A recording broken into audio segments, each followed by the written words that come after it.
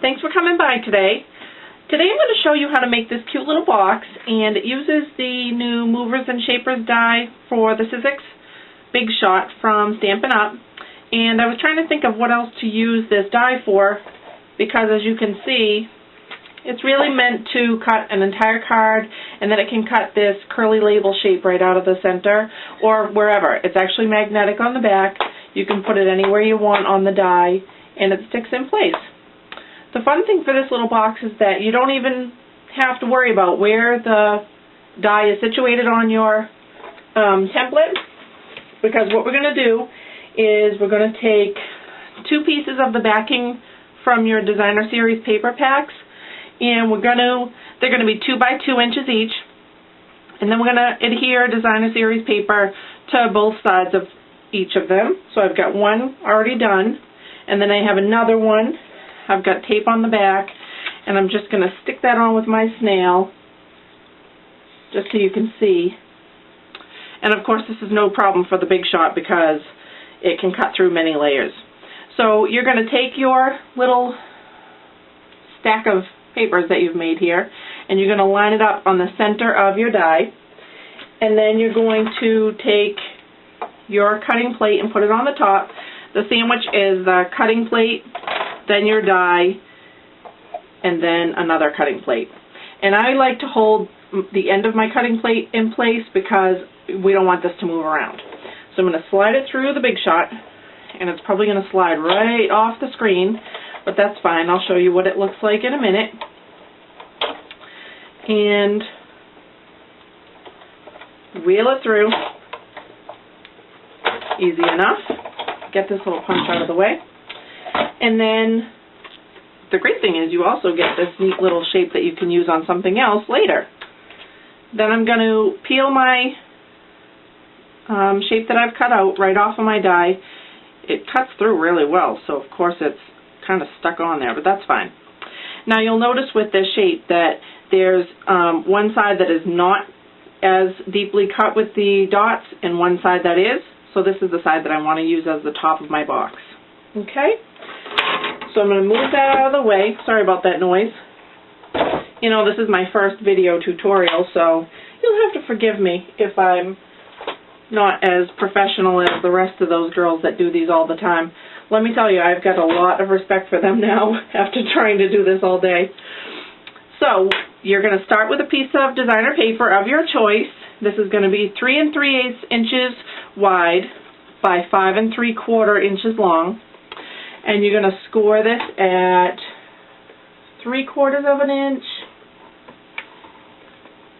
and then 2 5/8, and then you're going to flip it, and you're going to score it at, oh, that punch just wants to get in my way, 3/4 of an inch,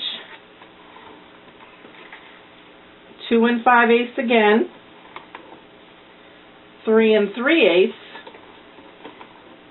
and also at 5 1/4. Okay. And I'm not sure if you can see this on the video, but the smallest section that will be your little tab at the top. I'm not sure if I even showed you how this box is going to work. It has a little flip open lid, and I filled it up with M&Ms. It's really cute, a little, you know, favor or something like that. So what you're going to do is cut your tabs off at the side of the flap that will go into the bottom of the box, like so. And then you'll cut the flaps like you would for any box.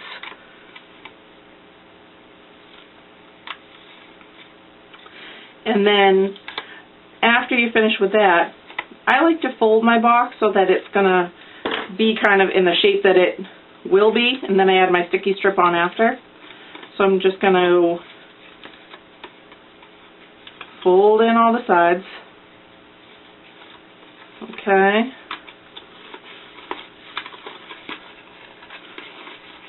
There you have it. So you can tell the basic shape how this box is going to go. And now you're going to want to put sticky strip here, and also here and here on the outside of the box. And through the magic of being ready for a video, I've already got that done. Hey, you know what else would have been cool is if I actually got the folding done ahead of time too, so I didn't have to do that twice. Anyway, that won't take long. Sorry about that. And so now I'll take my little red sticky strip covers off and flick them on the floor like I always do. I know, I shouldn't do that. And at the end of the day, I'll have a nice vacuuming job to do that will be all sticky strip wrappers and little pieces from Dimensionals. But that's okay, because it keeps my work area nice and neat. And then I'm going to put my box together, as you see here.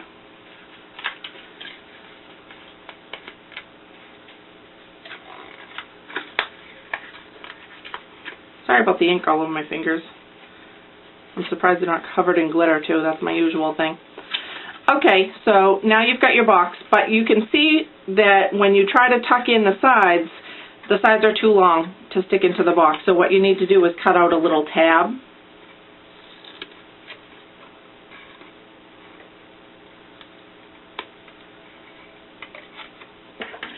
And wipe it on the floor. Okay, so now that will go in nicely. Oops. And of course it catches on the edge. There we go. So now you have your little box, and what you're going to do is, like I've done here, you're going to put a little bit of sticky strip onto the box base, because you want this to match the top of your box. And then you'll try to center this on your box base, like so. And then of course for the cover of the box, you're not really going to be able to use sticky strip because there's not really much of an area to stick anything to. So I'm going to use mini glue dots. And yes, you can tell this is how many times I've tried to make this box on video because it hasn't worked out.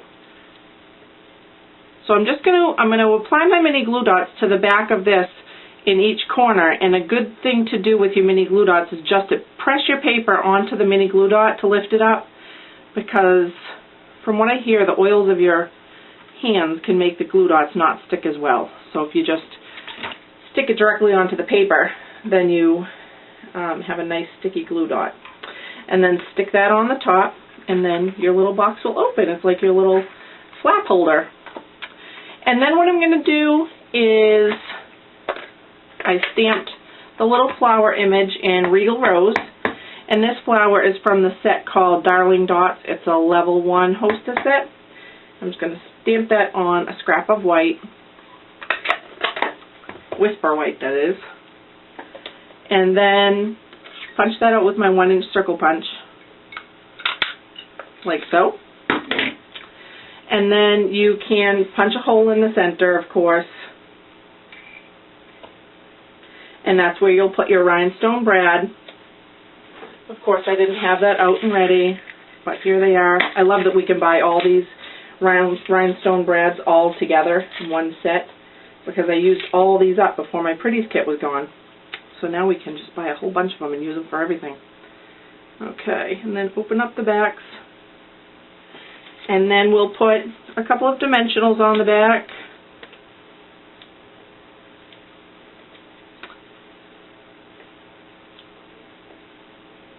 And stick it onto the top of our box. How cute.